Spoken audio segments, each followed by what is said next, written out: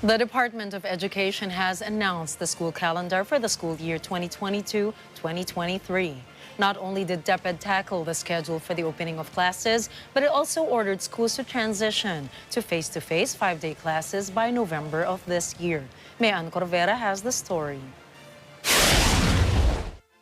The Department of Education will impose a shift to mandatory face-to-face classes in all schools nationwide by November this year. The directive was part of the department order issued by Vice President and concurrent Education Secretary Sara Duterte. Under Department Order 034 Series of 2022, DepEd set the calendar of activities for the school year 2022 to 2023. The school year starts on August 22 and ends on July 7, 2023, while enrollment will begin on July 25.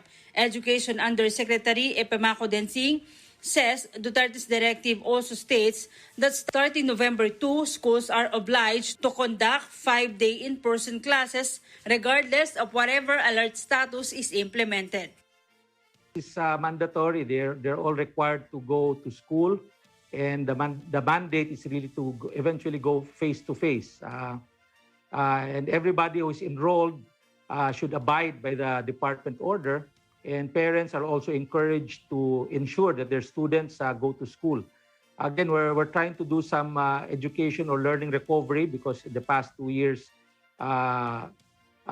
because of the COVID-19, we have really not made into the face-to-face really had something to do with the COVID that we could not be able to do that for the last 2 years. So this is the right time for us to undertake the face-to-face.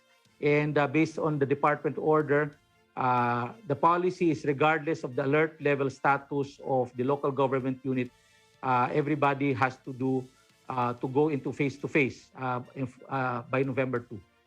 DepEd says students need to catch up because many learned nothing when the schools were closed due to COVID-19 lockdowns. But the official says this will be gradual as there will be a transition period from the start of classes until October 31 where blended or online learning will be allowed. This was also requested by the Coordinating Council of Private Educational Associations or COCOPEA. Well, right now, again, as I've mentioned, Vice President Sara has already responded to their query on whether or not they can continue with the hybrid learning modules. But again, the directive and the policy right now is to, again, go back to full face-to-face. I believe from today until October 31, they will have enough time to be able to prepare their health protocols and school or classroom infrastructure requirements to ensure that there's safety and protection of the students during the whole time that the face-to-face will now be implemented starting November 2. DepEd guarantees that funding will be provided to regional directors to ensure the orderly implementation of face-to-face classes. The department also ensures that the health protocols and social distancing will strictly be imposed, especially at schools with small classrooms. DepEd is set to conduct dialogue with the Department of Transportation and other concerned agencies on vaccine and transportation concerns.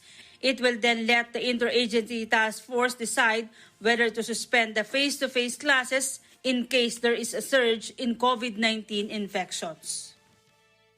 Again, with respect to the question on congestion or possible congestions within the rooms, we have directed our regional directors to determine and to ensure there are social distancing within the classroom. I believe the rooms are dependent, the capacity of the rooms are really varies. There are rooms that has a 50 seat capacity. There are rooms that are 30s or 20s. And then we leave it to the determination of the regional directors just to ensure social distancing within the classroom. Mayan Corvera for Mata ng Agila International, trusted, connected, on point.